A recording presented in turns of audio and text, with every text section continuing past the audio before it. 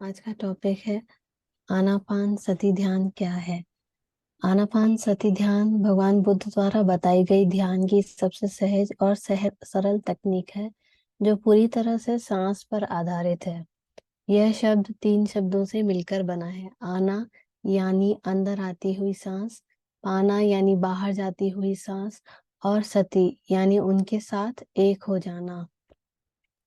ये एक ऐसी विधि है जिसको करके हम अपने नकारात्मक तथा व्यथित एवं ग्रसित विचारों पर अंकुश लगा सकते हैं। आनापान सती ध्यान का अनुभव 2 श्वासों के बीच घटित हो सकता है। श्वास के भीतर आने के पश्चात और बाहर लौटने के ठीक पूर्व। हम जन्म से मृत्यु के क्षण तक निरंतर श्वास लेते रहते हैं।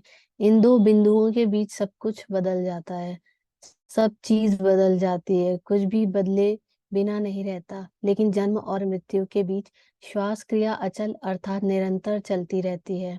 बच्चा जवान होगा, जवान बुढ़ा होगा, बीमार होगा, उसका शरीर रुग्ण और कुरूप होगा, सब कुछ बदल जाएगा। वह सुखी होगा, दुखी होगा, पीड़ा में होगा, सब कुछ बदलता रहेगा। लेकिन इन 2 बिंदुओं के बीच आदमी श्वास भर सतत लेता रहेगा। श्वास क्रिया एक सतत प्रवाह है, उसमें अंतराल संभव नहीं है। अगर तुम एक क्षण के लिए भी श्वास लेना भूल जाओ तो तुम समाप्त हो जाओगे। यही कारण है कि श्वास लेने का जिम्मा तुम्हारा नहीं है, नहीं तो मुश्किल हो जाएगी। कोई भूल जाए श्वास लेना तो फिर कुछ भी नहीं किया जा सकता। इसलिए यथार्थ में तुम श्वास नहीं लेते हो, क्योंकि उसमें तुम्हारी जरूरत नहीं है। तुम गहरी नींद में हो और श्वास चलती रहती है। तुम गहरी मूर्छा में हो और श्वास चलती रहती है। श्वसन तुम्हारे व्यक्तित्व का एक अचल तत्व है। दूसरी बात, यह जीवन के अत्यंत आवश्यक और आधारभूत है। इसलिए जीवन और श्वास पर्यायवाची हो गए। इसलिए भारत में उसे प्राण कहते हैं। श्वास और जीवन को हमने एक शब्द दिया है। प्राण का अर्थ है जीवन शक्ति, जीवंतता। तुम्हारा जीव तुम्हारी श्वास है। तीसरी बात, श्वास तुम्हारे और तुम्हारे शरीर के बीच एक सेतु है। सतत श्वास तुम्हें तुम्हारे शरीर से जोड़ रही है, संबंधित कर रही है, और श्वास ने सिर्फ तुम्हारे और तुम्हारे शरीर के बीच सेतु है। वह तुम्हारे और विश्व के बीच भी सेतु है। तुम्हारा शरीर विश्व का अंग है। शरीर की हर एक चीज, हर एक कण, हर एक कोश विश्व का अंश है। यह विश्व एक साथ निकटतम संबंध है और श्वास से सेतु है। अगर सेतु टूट जाए तो तुम शरीर में नहीं रह सकते, तुम किसी अज्ञात आयाम में चले जाओगे। इसलिए श्वास तुम्हारे और देश काल के बीच सेतु हो जाती है। श्वास के 2 बिंदु हैं, 2 छोर हैं। एक छोर है जहां वह शरीर और विश्व को छूती है, और दूसरा वह छोर है जहां वह विश्वातीत को छूती है। और हम श्वास के एक ही हिस्से से परिचित हैं। जब वह विश्व में शरीर में गति करती है, लेकिन वह सदा ही शरीर से अशरीर में गति करती है।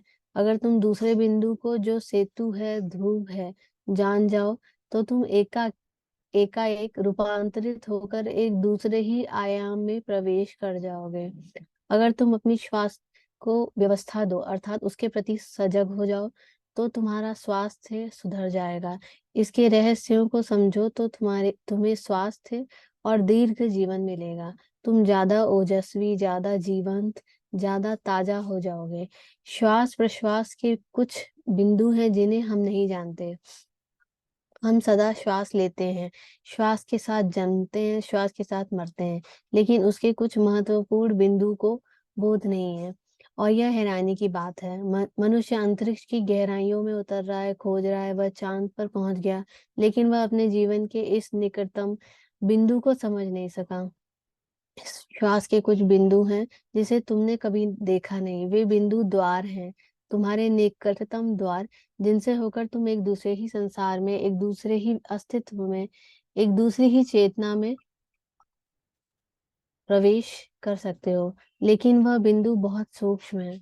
जो चीज जितनी निकट होती है उतनी ही कठिन मालूम पड़ेगी। श्वास तुम्हारे इतना करीब है कि उसके बीच स्थान ही नहीं बना रहता, या इतना अल्प स्थान है कि उसे देखने के लिए बहुत सूक्ष्म दृष्टि चाहिए, तभी तुम उन बिंदुओं के प्रति बोधपूर्ण हो सकते हो। ये बिंदु इन विधियों के आधार है।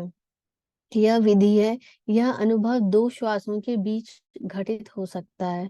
जब श्वास भीतर अथवा नीचे को आती है, उसके बाद फिर श्वास के लौटने के ठीक पूर्व श्रेयस है। इन दो बिंदु के बीच होशपूर्ण होने से घटना घटती है। जब तुम्हारी श्वास भीतर आए तो उसका निरीक्षण करो। उसके फिर बाहर या ऊपर के लिए मुड़ने के पहले एक क्षण के लिए या क्षण के 1000वें भाग के लिए श्वास बंद हो जाती है। श्वास भीतर आती है और वहां एक बिंदु है जहां वह ठहर जाती है।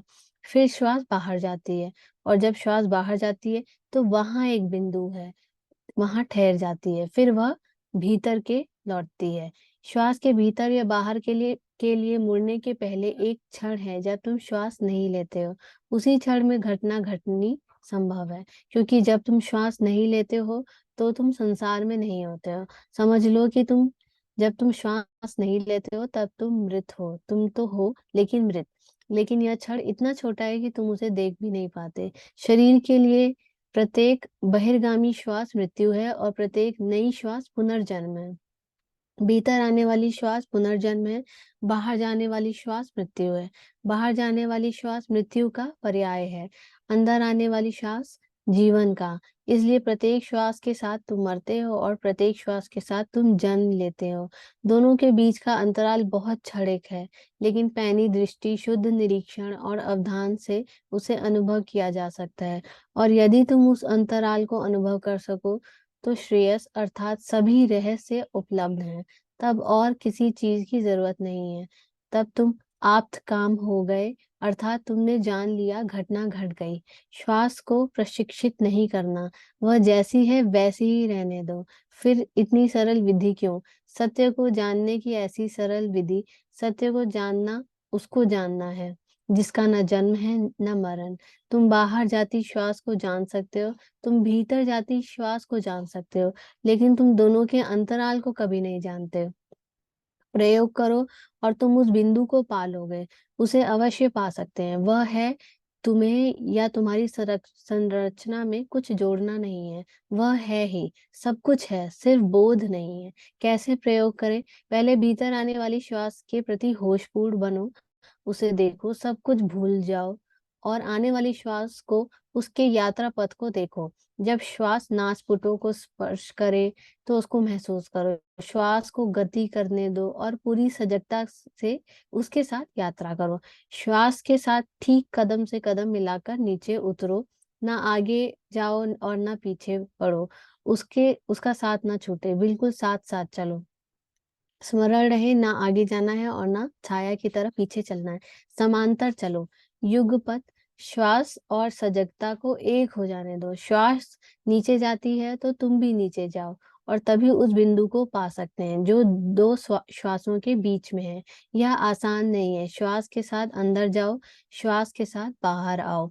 अपनी श्वास प्रश्वास के प्रति सजग रहो। अंदर जाती बाहर जाती श्वास के प्रति होशपूर्ण हो जाओ। हम अंतराल की चर्चा नहीं करते क्योंकि उसकी जरूरत है ही नहीं।